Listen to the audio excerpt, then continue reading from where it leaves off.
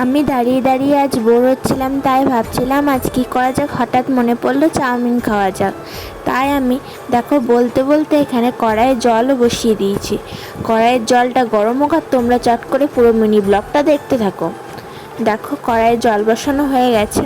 আমি এখানে 1 packet chowmein নিয়ে নিলাম এবং সেটা কেটে মশলাটা বাদ দিয়ে চাউমিনটা কড়াইয়ের মধ্যে দিয়ে দিয়েছি। দেখো এবার এটা একটু কড়াইয়ের মধ্যে দিয়ে একটু নাড়াচাড়া করে দিলাম যাতে তাড়াতাড়ি সেদ্ধ হয়ে যায়।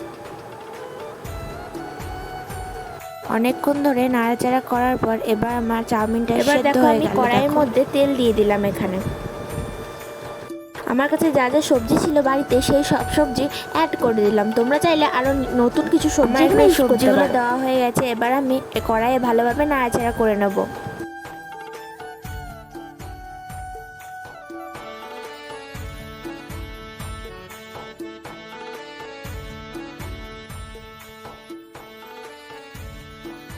দেখো ফ্রেন্ডস, সবজিগুলো সব খড়ে গেছে। এবার আমি এখানে কিছু মশলা ইউজ করছি। এখানে আমি সবজি মশলা, গরম মশলা আর মিট মশলা ইউজ করছি। তোমরা চাইলে ম্যাগি মশলা ইউজ করতে পারো। আমি আজকে ম্যাগি মশলা ইউজ করিনি, এই মশলাগুলো ইউজ করেছি। আর ওর সাথে আমি নুন দিয়ে দেব এবং আমি এখানে জিরে গুঁড়ো অ্যাড করলাম। এগুলো সব সানরাইসে, তোমরা চাইলে অন্য কিছু মশলা ইউজ করতে পারো। এবার আমি ভালোভাবে এগুলো নাড়াচাড়া করে নিলাম।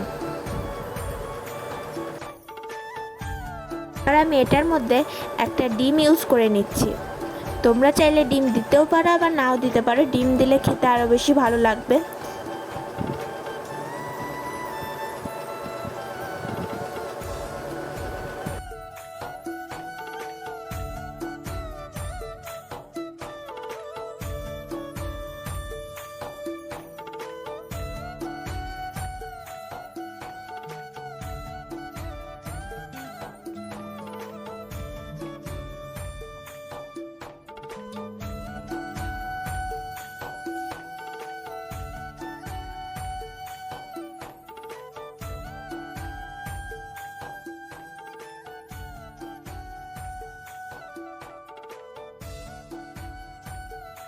এবার আমি এখানে ঝরিয়ে রাখা চাউমিনগুলো এইটার মধ্যে দিয়ে দেব।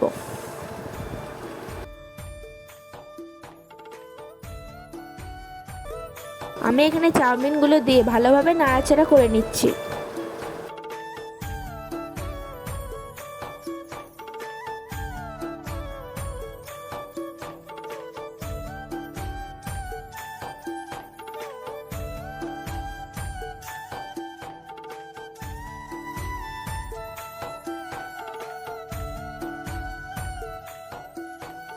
মধ্যে আমি সস ইউজ করছি। তোমরা চাইলে সস নাও ইউজ করতে পারো, বাট সস দিলে আরও বেশি ভালো লাগবে, সেই জন্য সস ইউজ করে নিলাম।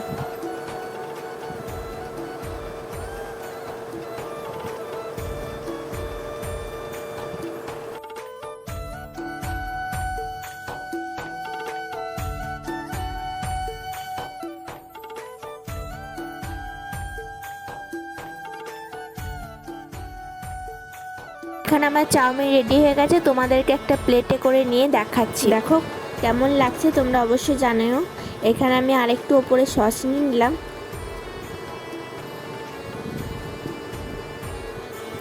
দেখো গাইস, এখানে আমি টেস্ট করে দেখছি কেমন লাগছে। আমার খুব ভালো লেগেছে। তোমরা এভাবে বানিয়ে খেতে পারো। আমি এখানে খাই আর তোমরা আরও ব্লগ দেখার জন্য অবশ্যই